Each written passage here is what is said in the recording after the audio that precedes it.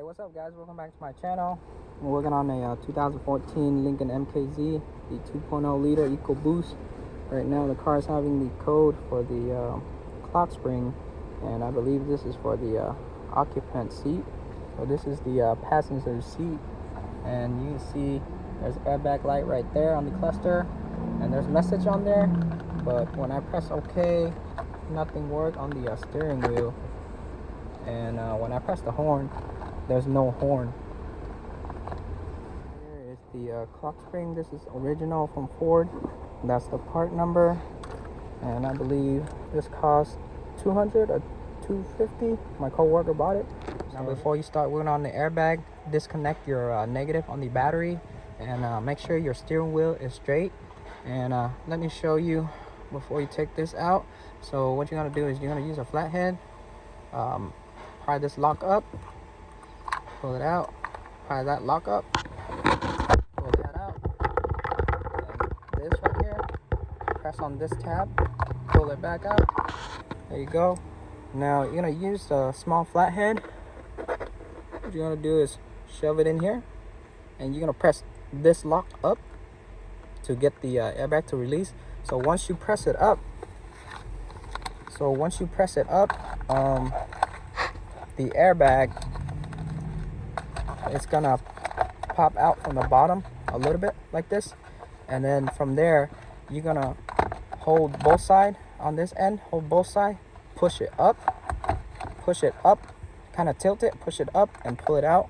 You can see on here the hooked onto the pin right here, so that's why you gotta tilt it up a little bit, push it up, and you can pull it out. Taking out the steering wheel, I marked the bolt, so that way I don't want to over tighten the bolt. So Torx. There you go. For this connector, press on this tab right here, press on the tab, pull it out. There you go. So there's 4 little Torx bolts that's holding on to the Clockspring. You can see it here. I used my T10 little one. There's 4 of them. There's 2 right here and 2 right here, and you can get that out. And for the bottom connector, press on this tab, pull it out, grab my new one,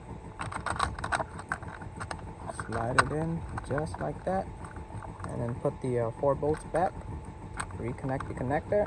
You can see I tightened down my 4 bolts right here. Usually I mark the steering column right here to line up with the steering wheel. Since this is a hex bolt, it's only going in one way, so you don't have to mark it. There's a notch right here too. It's also showing you the steering wheel is straight. Now after you get the steering wheel in, then you remove this lock pin right here. You don't want to remove it before the steering wheel.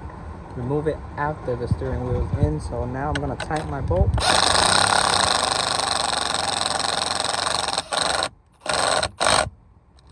Over. There you go. The lock pin, all you gotta is just yank it out and reconnect your connector from the inside. Reconnect this connector. Now for the airbag, black to black, yellow to yellow. Lock it. Lock it. Put the airbag back. You're gonna have it kind of tilted a little bit, push it all the way in, make sure it's all the way in, and hook it down, and kind of like you have to be rough with it. So once you push it all the way down past, it should snap down, and then you can lock it. There you go. And put your bottom cover and the top cover. There's 2 bolts on the cover. So I reconnect my battery already. Turn on the car. Oh, turn on the car. Let's see if the airbag light's still there. Oh, it turns off itself, so that's the right diag. All the buttons working. You guys remember the button wasn't working. Press OK, everything. I'm gonna go back on the airbag code, see if it clears itself.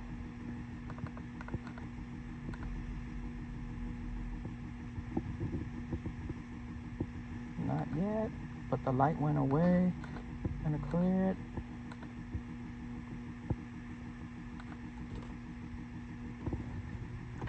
key off. I'm gonna turn on the car. Airbag light should go away. Button is working. Horn is working. Yes, that's it. So I did the right diag, guys. So that's it for this video. If you like my video, leave it a thumbs up. Comment down below. Ask me anything you want to ask me. I'll try to get back to you as soon as possible. If you're new to the channel, make sure you guys subscribe. I'll keep everybody updated. But I'll see you guys on the next video. Peace.